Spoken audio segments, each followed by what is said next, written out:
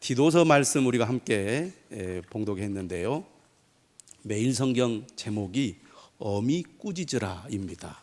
제가 오늘 본문을 따라서 어미 꾸짖겠습니다. 할렐루야. 다 안색이 변하는 것 같아요. 목사님은 따뜻하고 친절하게 늘 격려하고 칭찬만 해야 되는데 어미 꾸짖으라 뭔가 어울리지 않은 것 같지만 오늘 성경 본문이 그렇게 가르치기 때문에 저도 하나님의 말씀에 충실하게 여러분들에게 말씀을 전하려고 합니다. 디도서는 3장으로 된 짧은 편지죠. 사도 바울이 디도에게 보낸 편지인데 이 디도서는 사도 바울 사역의 거의 말년에 해당하는 시기라고 볼 수 있습니다. 디모데전서, 디모데후서, 디도서를 가리켜서 목회서신이라고 합니다. 사도 바울이 목회자인 디도에게 보낸 편지죠. 어떻게 교회를 세우고 또 교인들을 세울 것인지에 대해서 말씀하고 있는 책입니다. 한마디로 말하면 목회 지침서라고 할 수가 있겠죠. 바울이 디도서를 기록한 가장 중요한 첫 번째 목적은 바로 이 그레데라는 섬에 지도자를 세우는 것이 중요하기 때문에 어떤 사람을 지도자로 세울 것인가, 특히 장로와 감독을 세우는 그 원칙에 대해서 말하려고 디도에게 이 편지를 썼습니다. 여기서 말하는 장로나 감독은 오늘로 말하면 목사님들이나 장로님들에게 해당된다고 하겠지요. 모든 성도들이 다 귀하고 모두가 다 하나님의 자녀지만 교회를 이끌어갈 지도자들은 달라야 한다는 겁니다.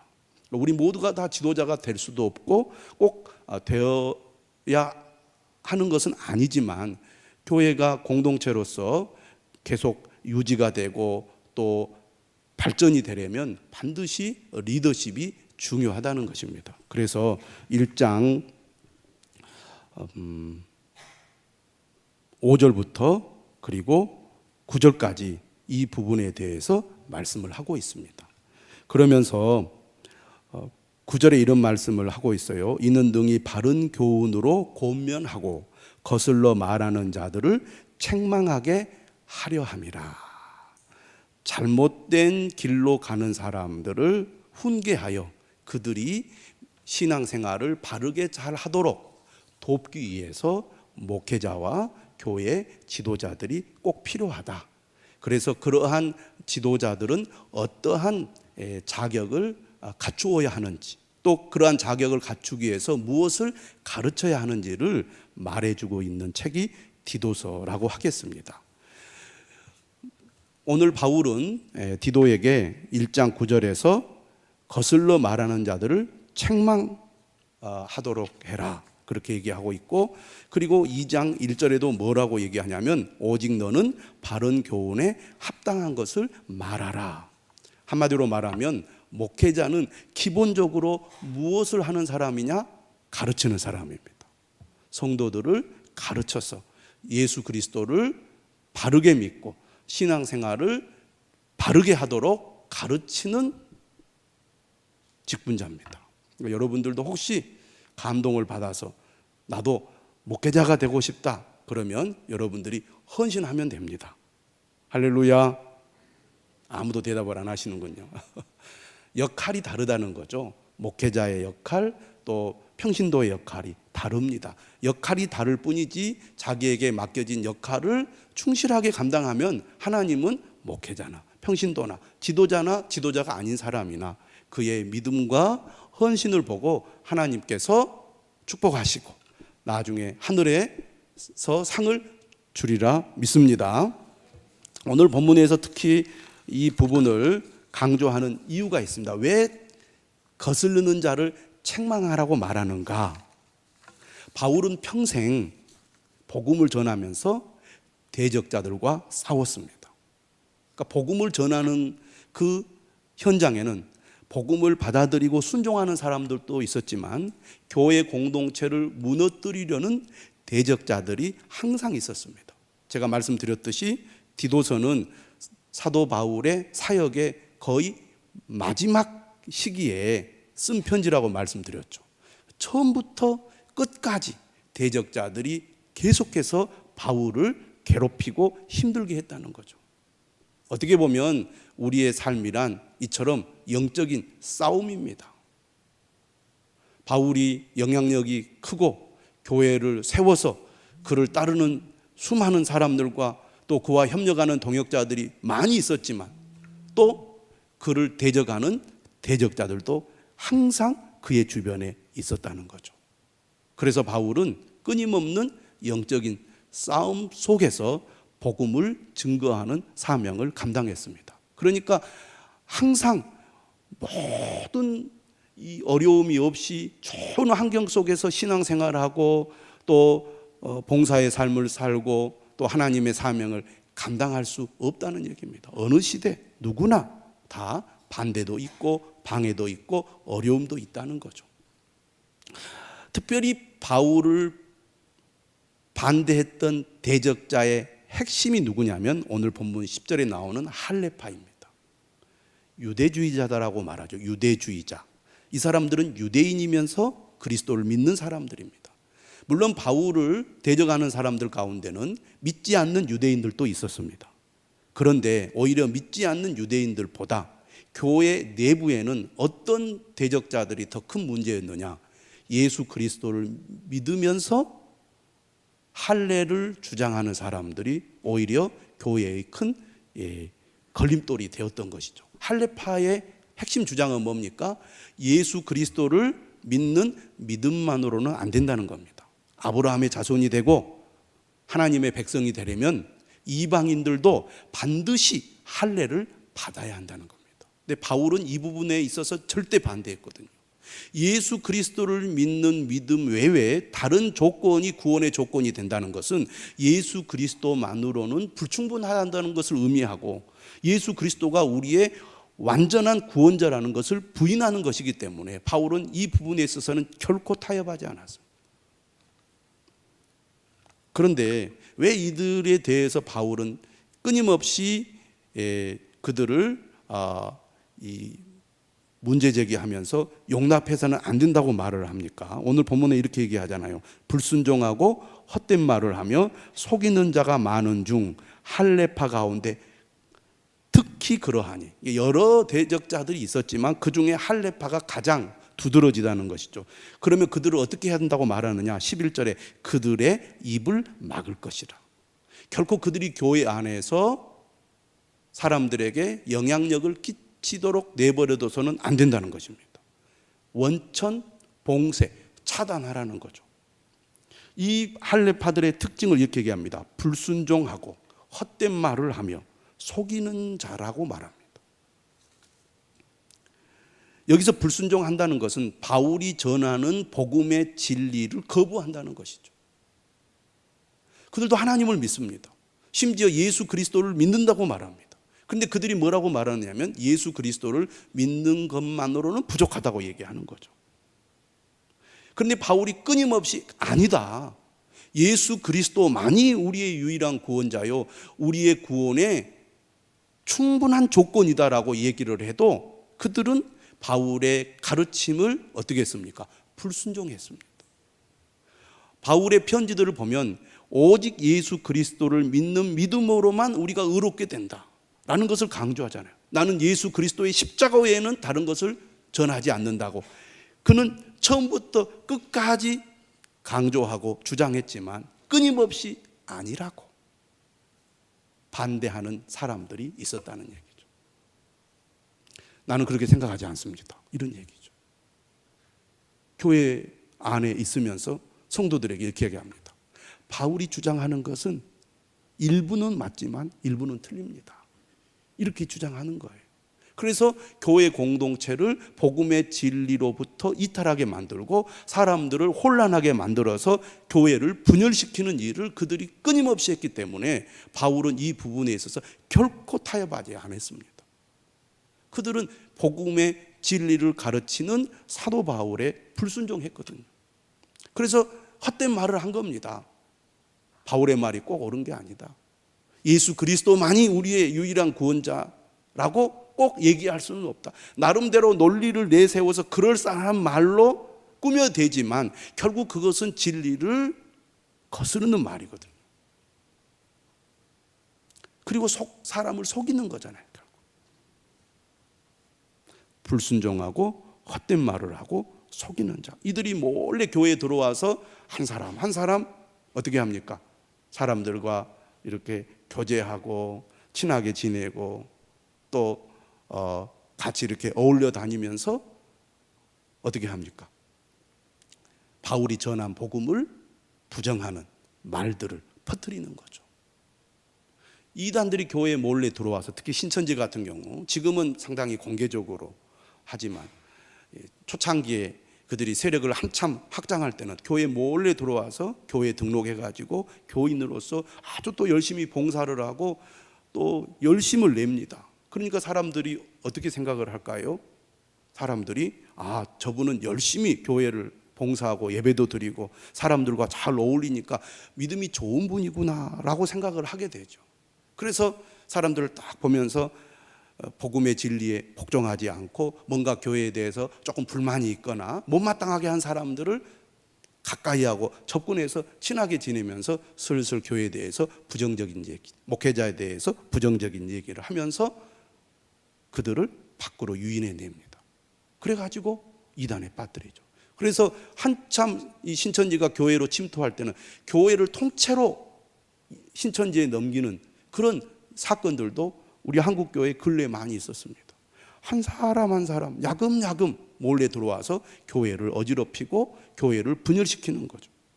그래서 교인들 가운데 뭐 장로님, 안수집사님, 권사님, 집사님 할 것 없이 넘어가는 사람들이 많이 있었다는 거죠. 그 사람들은 어떤 친밀한 관계를 속에서 사람들에게 몰래 접근을 해서 다른 사람들에게 말하지 않도록 이렇게 입단속을 합니다. 그래가지고 사람들을 이단에 빠뜨리는 거죠.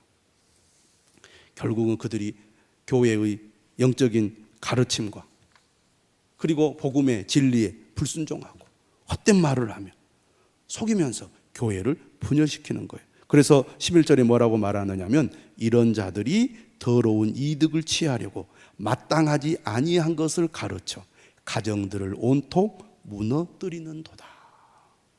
더러운 이득을 취한다는 것은 자기 사람을 만드는 것을 말합니다. 내 사람, 내 편을 만들어서. 그래가지고 하나의 이제 그걸 우리가 영어로 말하면 섹트를 만들어가지고 그 사람들을 끌고 데리고 나가는 거죠. 그리고 교회를 혼란에 빠뜨립니다. 그래서 점점 바울을 따르는 사람들을 고립시켜서 그들을 몰아내려고 하는 거죠. 그래서 통째로 교회를 차지하려고 하는 일들이 바울이 복음을 전하는 시대에도 계속 있어 왔다는 겁니다. 그러니 바울이 어떻게 합니까? 복음의 진리를 사수하는 데는 결코 타협하거나 양보할 수가 없었던 것입니다. 그래서 교회는 항상 공적이어야 합니다. 모든 활동이 사적인 모임이나 만남을 자제해야 돼요. 특히 직분자들은.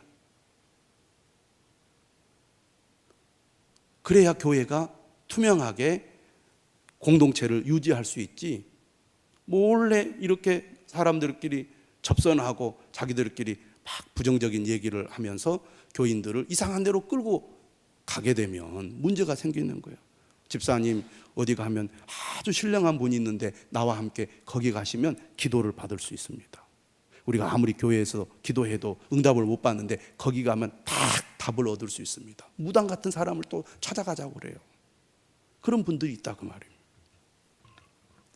바울이 특별히 이 그레데에서 목회하고 있는 디도에게 이 얘기를 강조하는 그 배경에는 12절의 말씀, 그레데 사람들의 기질이 있기 때문입니다. 그레데인 중에 어떤 선지자가 말하되 그레데인들은 항상 거짓말쟁이이며 악한 짐승이며 배만 위하는 게으름뱅이라 하니. 이 말을 누가 했냐면 주전 6세기 에피메니데스라는 선지자가 한 말이에요. 지금 1세기잖아요. 거의 한 600년 전에 이 그레데 사람들에 대해서 평한 얘기가 6세기가 지나도 여전히 그대로라는 얘기입니다. 바울이 이렇게 얘기를 했어요. 이 증언이 참되도다. 그러니까 그레데 사람들은 이런 기질들을 가지고 있다는 겁니다. 그레데가 어디가 있냐면 지중해에 있는 큰 섬이거든요. 그레데 섬이. 그러니까 섬 사람들의 기질이 그랬는지, 그레데 사람들이 그랬는지 그 배경은 잘 모르겠지만 어떻든 그 사람들이 상당히 거짓말도 잘하고 아주 포악하고 이기적이었다. 그런 얘기입니다. 그래서 진리에 대항한 거짓 선동, 선과 사랑에 반대되는 악과 폭력, 진심을 다하는 충성과 대조되는 게으름의 특징을 가지고 있는 것이 이 그레데 사람들이라는 거죠. 여러분, 민족성이라는 게 있잖아요. 이게 세월이 흘러도 잘 안 변합니다. 우리가 그런 얘기 하잖아요. 지금 살아있는 사람 다 죽어야 이 나라가 변화될 거라고. 그런데요, 제가 볼 때는 우리 세대가 다 죽어도 우리 한국 사람의 기본적인 기질은 안 바뀔 거라고 봅니다. 그게 잘 안 바뀌어요.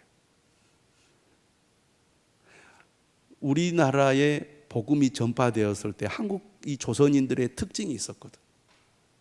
그런데 복음이 전파되면서 한국인들, 조선인들이 가지고 있는 좋지 않은 어떤 특징들이 그리스도의 복음을 통하여 많이 변화되고 또 더 좋아졌습니다.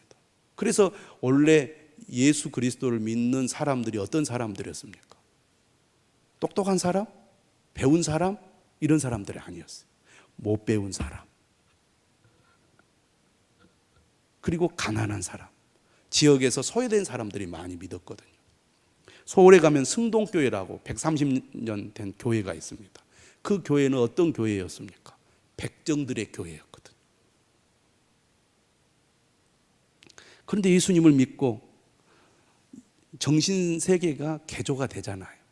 생각이 달라지고 가치관이 달라지고 행동이 달라지니까 그전에는 저 밑바닥에 있던 사람들이 예수님을 계속 대를 이어서 믿다 보니까 그전에 소위 말해서 양반이고 선비고 그리고 출세한 사람이고 지주고 부자들보다 그러지 못한 사람들이 더 앞서가고 더 뛰어난 사람들로 변화되더라 그 말입니다.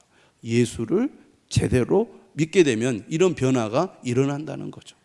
그래서 그레데 사람들이 그들의 기질대로 계속 신앙생활하면 사람들에게 손가락질 받게 되기 때문에 너희들의 기본적인 기질을 완전히 탈바꿈해서 예수 그리스도의 진리의 가르침대로 살아갈 때 다른 그레데 사람들에게도 선한 영향력을 끼쳐서 그들이 예수님을 믿게 된다는 것입니다.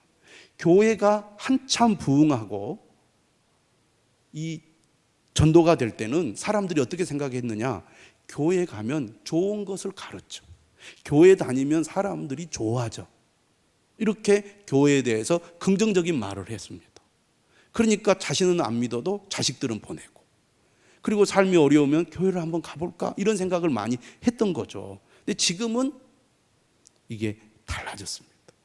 교회에 다니는 사람들을 오히려 더 부정적으로 보는 시대라는 거죠. 이런 시대에 저와 여러분들이 세상에서 교인들은 이기적이고 욕심 많고 나쁜 사람인 줄 알았더니 내 주변에 교회 다닌 사람들, 나주 빛가람교회 교인들을 보니까 일반적인 교인들에 대한 평판과 다르구나. 할렐루야. 그런 경험을 할 때 나도 당신과 함께 교회에 한번 나가고 싶습니다 라고 하지 않겠느냐 그 말이에요.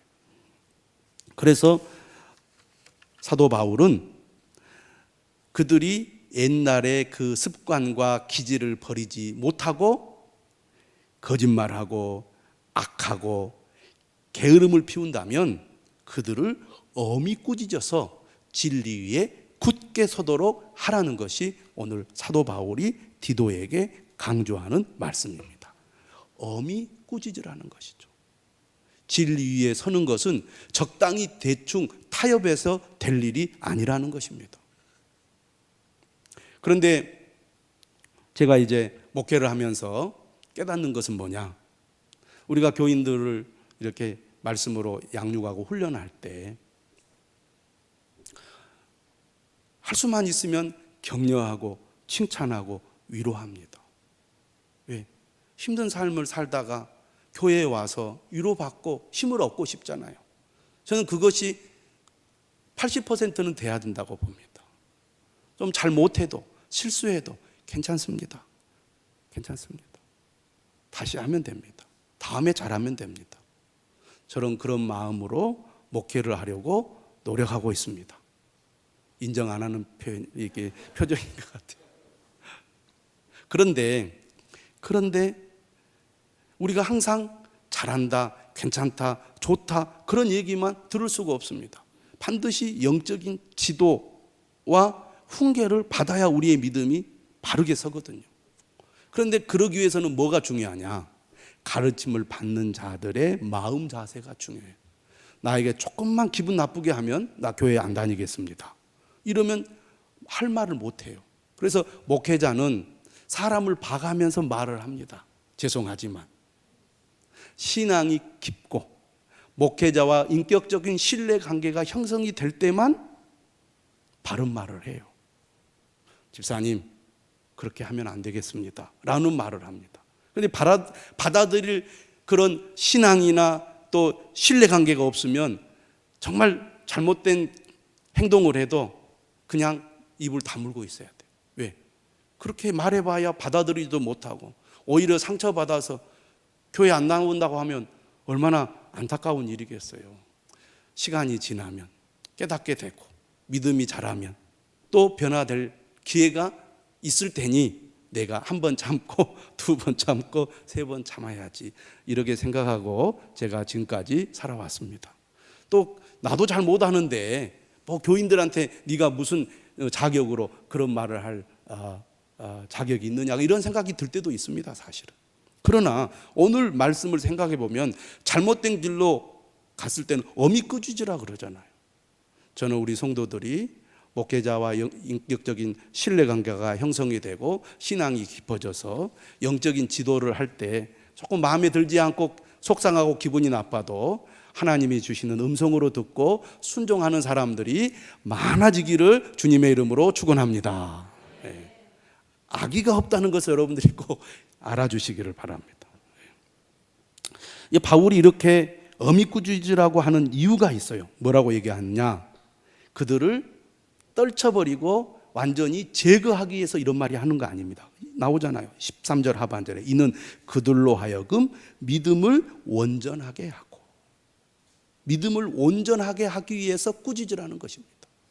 꾸짖으라는 것은 곧 영적인 권위가 서 있다는 것이고, 지도를 받는 사람들은 영적인 권위에 순종하겠다는 자세가 되어 있다는 것을 말합니다.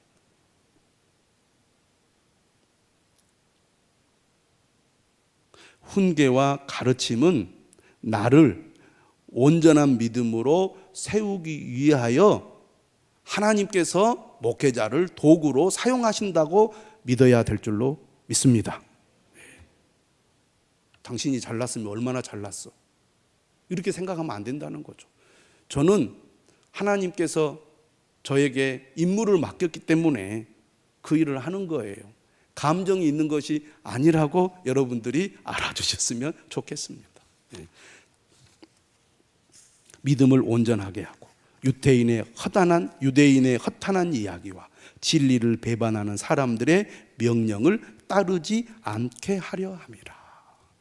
늘 우리는 거짓과 또 헛된 것에 속아 넘어가기 쉽기 때문에 반드시 영적인 지도와 훈계를 받아야 합니다. 받아야 돼. 겸손한 마음으로.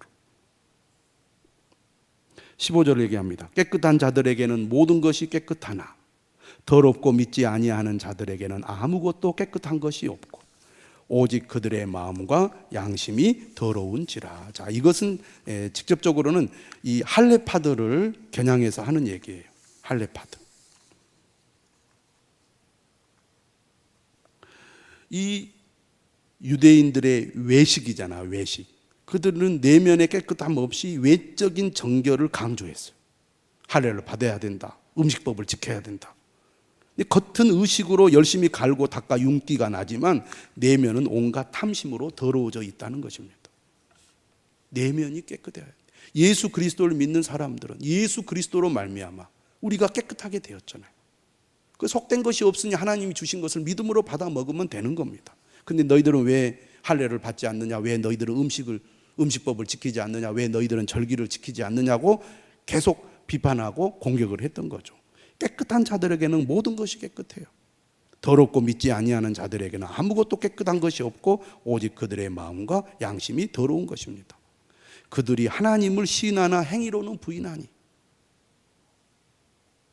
이 할례파들은 그들은 하나님을 믿는다고 하지만 예수 그리스도를 통하여 우리에게 주시는 이 하나님의 은혜와 하나님의 사랑을 그들이 믿지 않고 있잖아요. 그러니까 예수 그리스도를 그들이 유일하고 온전한 구원자로 받아들이지 않고 있다는 것입니다. 그들을 가리켜서 가증한 자요. 가증하다는 것은 곧 우상을 숭배한다고 말할 수 있습니다. 하나님을 믿는데 사실은 그들은 우상 숭배와 똑같다는 얘기입니다. 복종하지 아니한 자요. 모든 선한 일을 버리는 자니라. 오늘 본문의 시작도 불순종하고 이렇게 시작하고 있고 16절에 복종하지 않는다는 말씀으로 끝이 나고 있습니다. 진정으로 주님을 믿는 사람은 순종하는 사람입니다. 그리스도의 복음의 진리에 순종하고 교회의 영적인 지도에 순종하는 것입니다.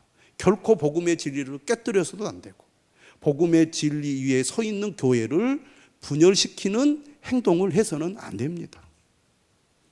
교회는 우리가 복음의 진리에 서서 늘 말씀과 기도로 깨어있고 늘 하나님을 예배하며 성령의 능력을 힘입어 가정에서 그리고 우리의 삶의 현장에서 그리스도의 향기를 드러내고 그리고 빛과 소금의 사명을 감당하며 하나님의 의를 추구하는 것이 우리 그리스도인의 사명이고 삶입니다.